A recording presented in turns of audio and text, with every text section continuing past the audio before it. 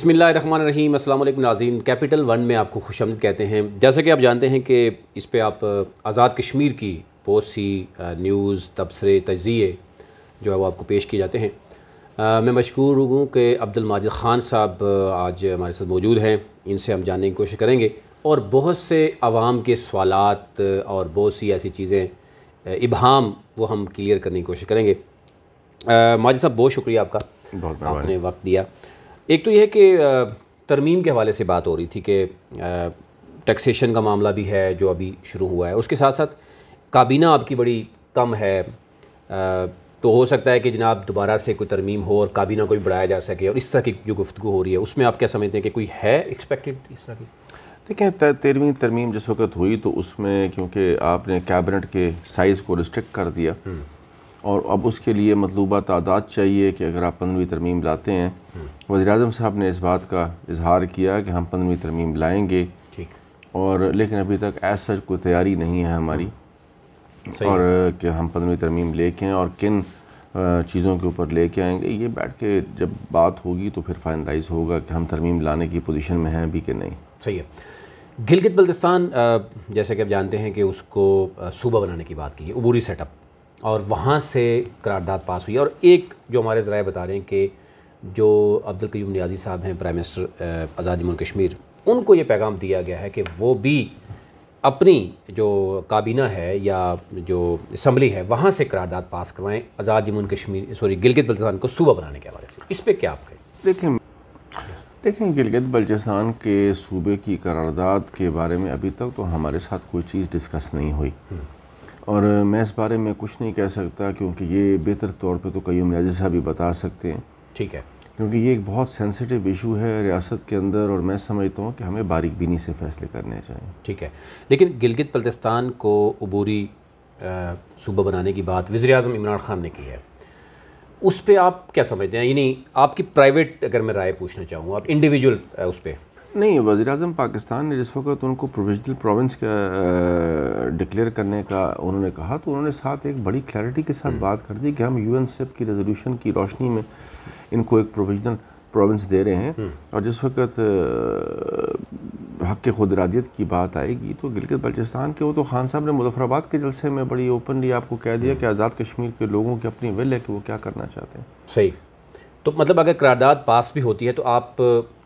کو اپنی آپ کو کیا سمجھتے ہیں ہونی چاہیے؟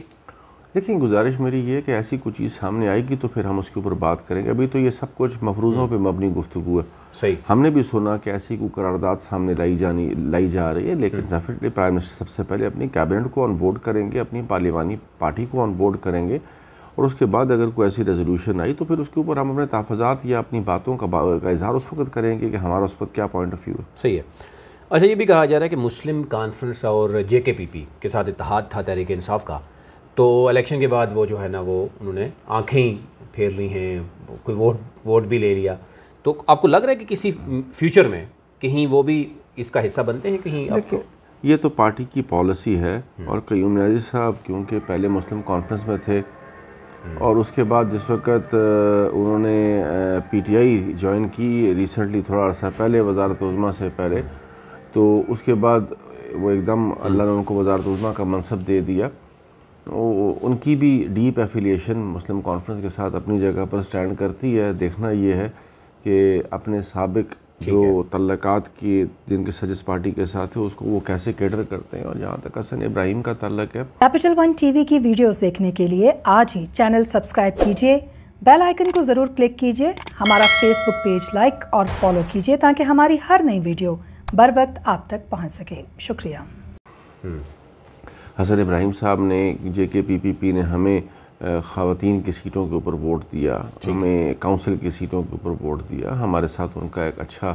ورکنگ ریلیشن شپ ہے، اور پھر میں اور حسن ابراہیم سیکنڈ ٹینیور ہے ہمارا اسمبلی میں، میرا 4تھ اور ان کا 2nd ہے،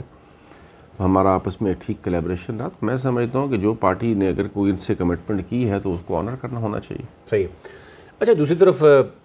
یہ بھی دیکھا جا رہا ہے کہ آزاد کشمیر ایک بیس کیمپ ہے، اور وہاں کے پرائم منسٹر اور صدر جو ہیں وہ ڈیفینیٹلی ایک فیس جو ہے وہ پوری دنیا کے لیے ہے، اور ریاست کا درجہ بھی ہے، تو جو عبدالقیوم نیازی صاحب کی سلیکشن ہے یا ان کو وزیر اعظم بنانے کا جو فیصلہ ہوا ہے، اب کیا سمجھتے ہیں کہ 2016 کے بعد وہ کسی بھی سطح پہ ہم دیکھ رہے ہیں کہ وہ حصہ نہیں رہے اسمبلی کا،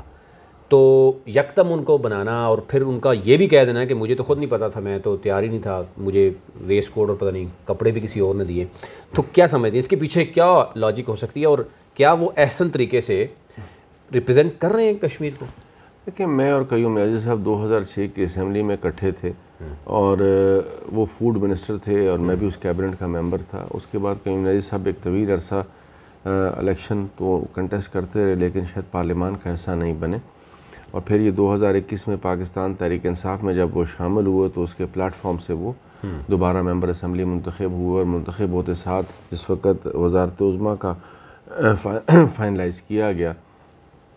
ٹکرا ان کے نام کا نکلا۔ تو اب یہ تو قیوم نیازی صاحب پہ ڈیپینڈ کرتا ہے اور کہ کیا وہ خان صاحب کی توقعات پہ پورے اترتے ہیں اور کس حد تک اپنے کولیگز کو اپنے ساتھ لے کے چلتے ہیں، اور پھر ایک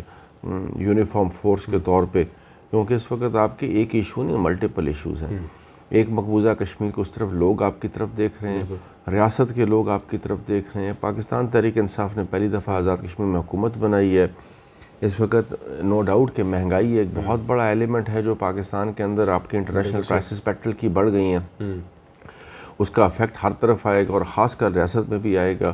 پھر ریاست کے لوگوں کو ایک عمران خان کی پرسنالٹی سے کرزمیٹک لو ہے، ان کو پتہ ہے کہ عمران خان ایک بہت کرکٹ سے آزاد کشمیر کے لوگ ان کے ساتھ ایک بڑی افیلیشن رکھتے ہیں، کیا ان کی جماعت اس پرفارمنس یا اس پیس کے مطابق آگے جانے میں کامیاب ہو سکتی ہے جس پیس کے ساتھ خان صاحب خود چل رہے ہیں؟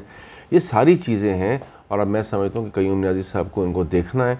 لے کے چلنا ہے۔ کٹھن وقت ہے، مشکل وقت ہے، لوگوں کی توقعات زیادہ ہیں، پورا اترنے کے لیے لوگوں کے اور خان صاحب کی توقعات کے لیے قیوم نیازی صاحب کو اپنے آپ کو اب سیکریفائز کرنا پڑے گا۔ ریسنٹلی ٹکٹ ہولڈرز کا بھی اور پارلیمانی پارٹی کا بھی اجلاس ہوا اور آپ بھی اس میں نہیں تھے، کیا سمجھتے ہیں کہ یہ جو ٹکٹ ہولڈرز کو ایڈمنسٹریٹر لگانے کا فیصلہ اور زکوٰۃ کمیٹیاں وغیرہ بنائی گئی ہیں، بلدیاتی الیکشن کو کہا جا رہا ہے کہ شاید یہ نہیں اس پہ کام نہیں کرنا چاہ رہے، یا کمیٹی تو بن گئی ہے لیکن اگر جب ایڈمنسٹریٹر لگا دیے جائیں گے ڈیفینیٹلی پھر اس کا مطلب ہے کام سلو ہو جائے گا؟ دیکھیں، ہمارا تو مینیفیسٹو کا حصہ تھا کہ آزاد کشمیر کے اندر بلدیاتی الیکشن ہوں۔ میں نے تو پہلے بھی قیوم نیازی صاحب سے یہ بات کی کہ کون سا ماڈل اڈاپٹ کرنا ہے آپ نے، کس ماڈل کے تحت آپ نے بلدیاتی الیکشن کروانے ہیں۔ ان کے ذہن کے اندر ایک بات ہے کہ شاید جو پرانا ماڈل تھا ہم اسی کو اڈاپٹ کر لیتے ہیں اور کچھ خواتین اور یوتھ کی سیٹیں اس میں بڑھا لیتے ہیں۔ ہمیں اس پہ بھی کوئی اعتراض نہیں ہے، کیونکہ پرائم منسٹر صاحب اگر اس ماڈل کے تحت، جس ماڈل کے تحت وہ خود بلدیاتی نظام کا حصہ رہے ہیں، اب وہ 21 سینچری میں اگر اس کو لانا چاہتے ہیں، جدید تقاضوں کو ہم آہنگ کرنا چاہتے ہیں اور خان صاحب کو وہ مطمئن بھی کر دیتے ہیں، تو ہمیں تو کوئی ایشو نہیں ہے، لیکن ہونا ضروری ہے بلدیاتی انتخاب، اور اس کے لیے ہم اپنا ایک سٹینس لے کے پہلے دن سے کھڑے ہیں، آئندہ بھی کھڑے رہیں گے۔ جہاں تک پارلیمانی پارٹی کا تعلق ہے، میں نے آپ سے پہلے عرض کیا کہ ٹیم کیپٹن جو ہوتا ہے اس کی سب سے بڑی ذمہ داری ہوتی ہے کہ وہ اپنی ٹیم کو ہمراہ لے کے چلے، اور اگر ٹیم ہمراہ نہیں چلتی یا ٹیم کے کچھ لوگ دائیں بائیں ہوتے ہیں تو ٹیم کیپٹن کو چاہیے کہ وہ سارے چیزوں کو دیکھے اور آنے والے وقت کو بھی دیکھے اور ان کو ساتھ لے کے چلے اور ان کے جو تحفظات ان کو دور کرے۔ کیپٹل ون ٹی وی کی ویڈیوز دیکھنے کے لیے آج ہی چینل سبسکرائب کیجیے، بیل آئیکن کو ضرور کلک کیجیے، ہمارا فیس بک پیج لائک اور فالو کیجیے تاکہ ہماری ہر نئی ویڈیو بر وقت آپ تک پہنچ سکے۔ شکریہ۔